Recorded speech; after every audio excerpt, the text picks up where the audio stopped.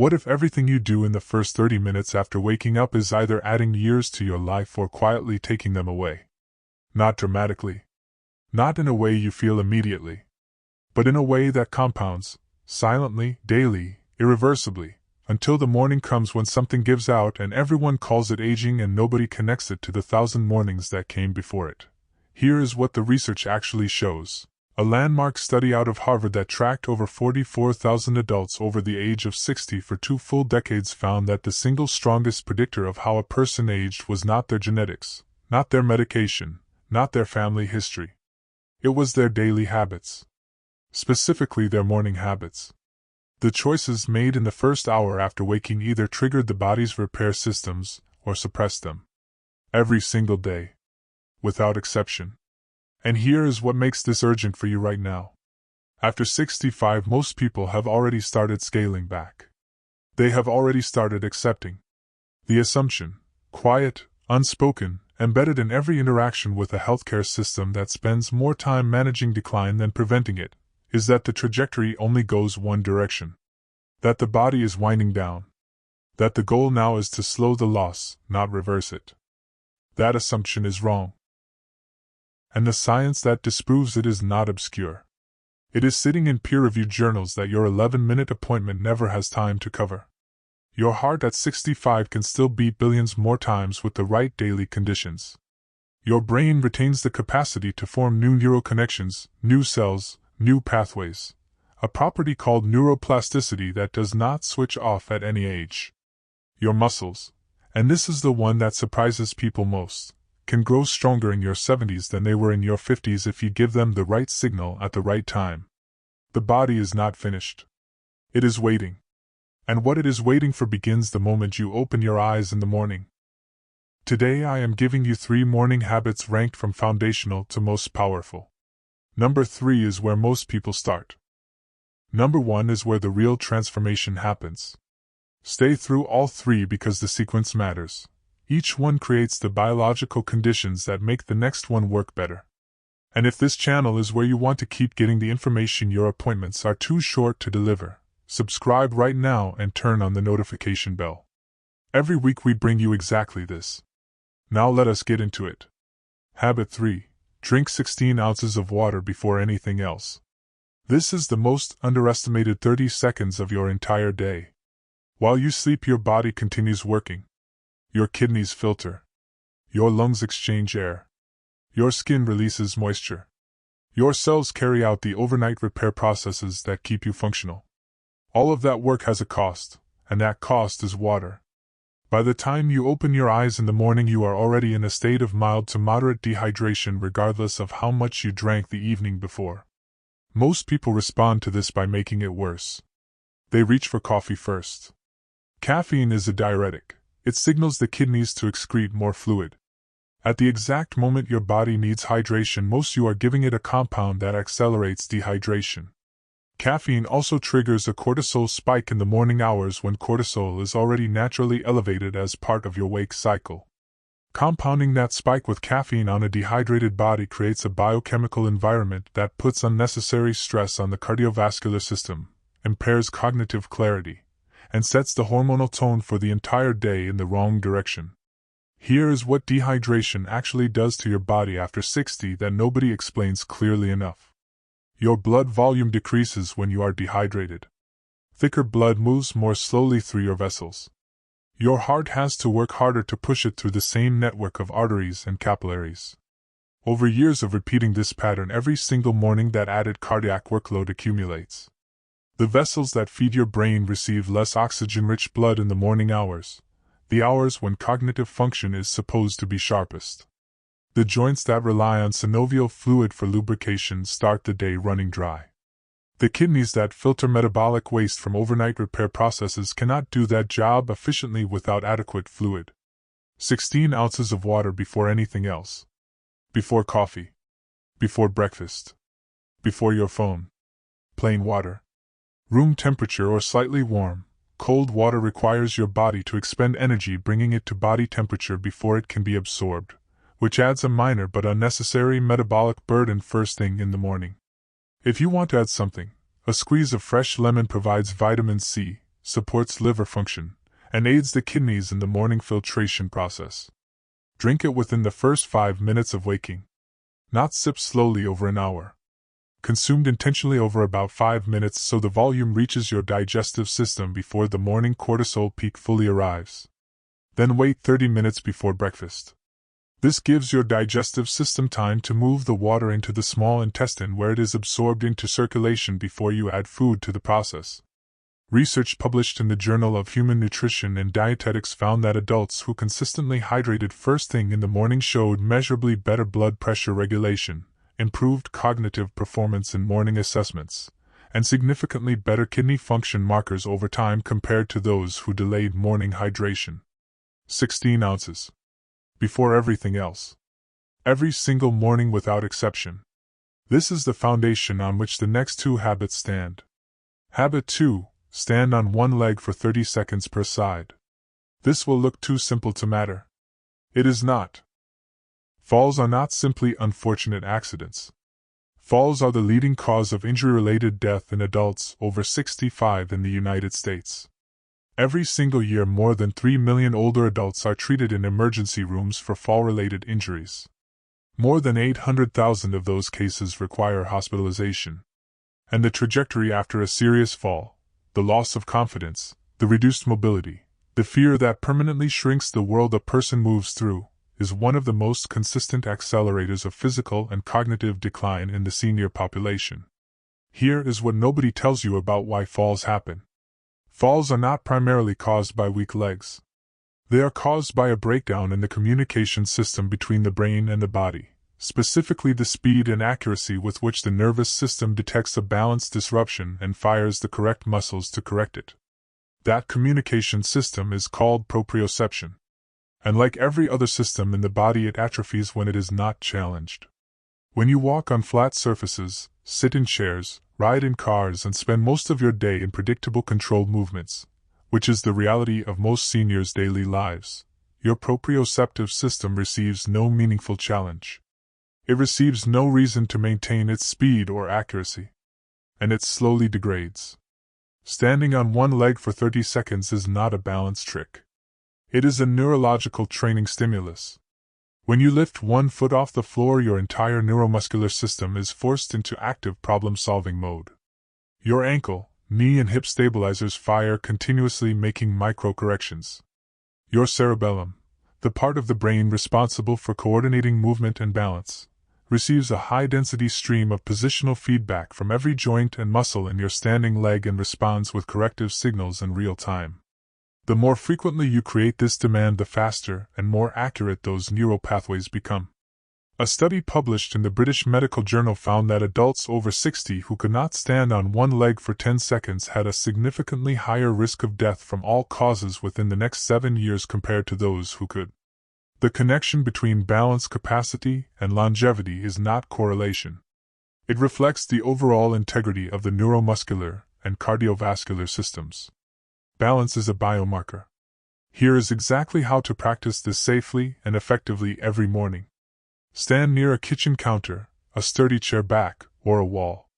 You are not gripping it, it is simply there if you need it. Feet hip-width apart. Spine tall. Eyes looking forward at a fixed point. Your visual system is a major input to your balance system, and giving it a fixed reference point stabilizes your proprioceptive processing. Slowly lift your right foot 1 to 2 inches off the floor. Not high. Just off the ground. Hold for 30 seconds. Lower the foot. Switch to the left. 30 seconds each side. That is the entire exercise. It takes 60 seconds. Now. Habit number 1. Habit 1. Eat 30 grams of protein within 90 minutes of waking. This is the habit with the largest body of research behind it.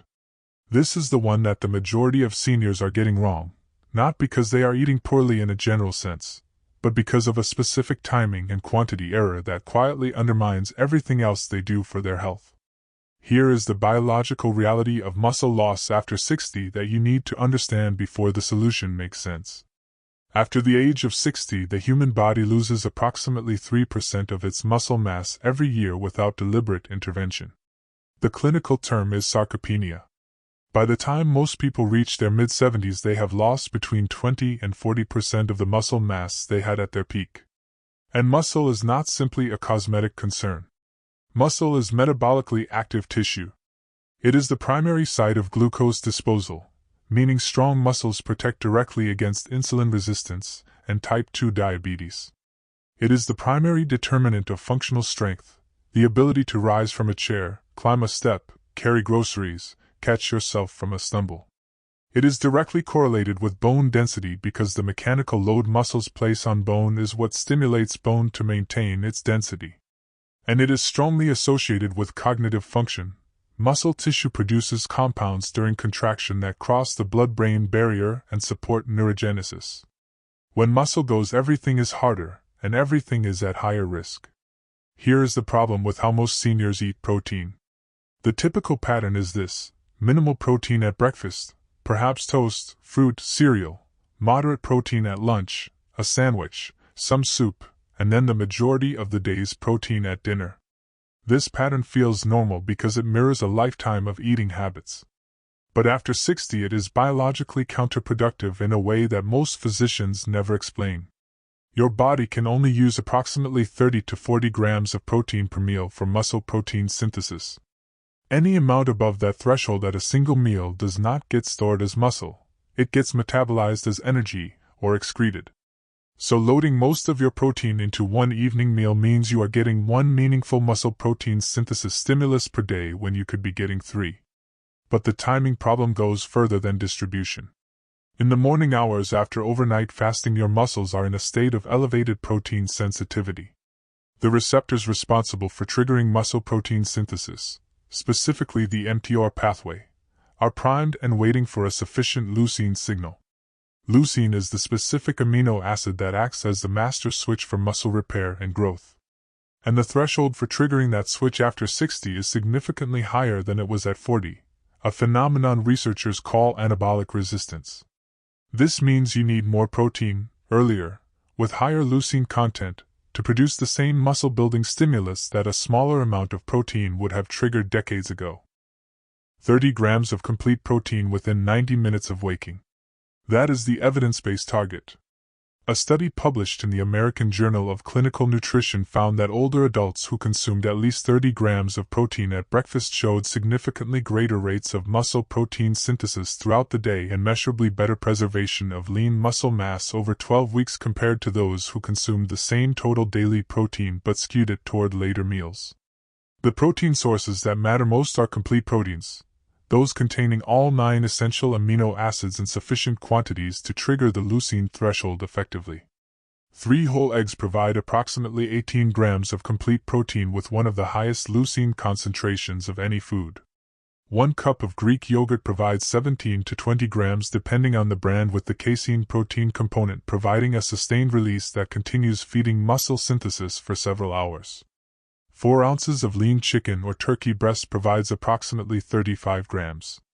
A protein shake made with whey protein isolate, which has the highest leucine content per gram of any protein source, can provide 25 to 30 grams in under a minute.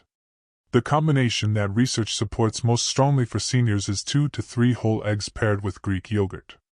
This combination provides not only the quantity of protein needed but the specific amino acid profile, high leucine from eggs, sustained casein release from yogurt, that maximizes muscle protein synthesis in the anabolically resistant environment of the aging muscle cell. Eat this within 90 minutes of waking. Not skipped.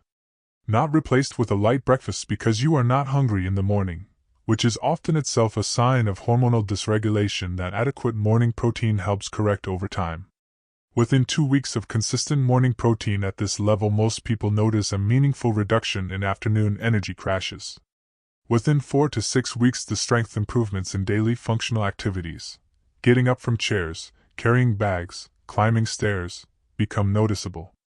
Within 3 months, the lean muscle preservation is measurable and the downstream effects on glucose regulation, bone density stimulus, and cognitive clarity are clinically significant. 30 grams. Complete protein. Within 90 minutes of waking. Every day. Here is the complete morning protocol built from everything covered today. Within the first 5 minutes of waking, 16 ounces of plain water. Room temperature. Before coffee. Before your phone. Every single morning.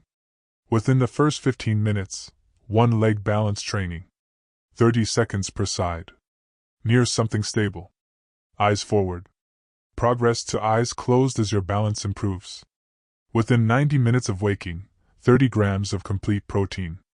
Eggs, Greek yogurt, lean protein, or a combination. Not delayed. Not skipped. That is the entire protocol. Water. Balance. Protein. In that order. Here is the honest timeline of what consistent practice of these 3 habits produces. In the first week, morning mental clarity improves. The fog that used to last until mid-morning begins clearing earlier. This is the direct effect of morning hydration on cerebral blood flow and cortisol regulation. In weeks 2 and 3, balance confidence improves. The neural pathways being trained each morning are adapting and the wobble reduces. Transitions that felt uncertain become steadier. In weeks 4 through 8, functional strength changes become noticeable. Rising from chairs, climbing stairs, carrying weight, these movements require less effort because the muscle protein synthesis triggered by morning protein is producing measurable lean mass preservation. At 3 months, the changes are objective and lasting. Blood pressure regulation improves from consistent hydration. Fall risk is measurably reduced from balance training. Muscle mass preservation is measurable and the metabolic benefits that flow from it, glucose regulation, bone density stimulus, cognitive function, are compounding. This is not a program that requires a gym, or a trainer or expensive supplements, or a complete lifestyle overhaul. It is 3 decisions made in the first 90 minutes of every morning. 3 decisions that every piece of research on healthy aging consistently identifies as among the most powerful interventions available to anyone over 60. The body is not finished at 65. It is not winding down at 70. The Harvard researchers who followed 44,000 people for 20 years did not find a single age at which healthy habits stopped maturing. They found the opposite. The later in life these habits were adopted, the more dramatic the measurable improvement relative to the baseline. You are not too late. You are exactly on time. And your next morning begins in a few hours.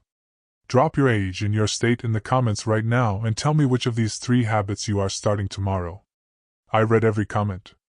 And tell me one person in your life who needs to see this video today.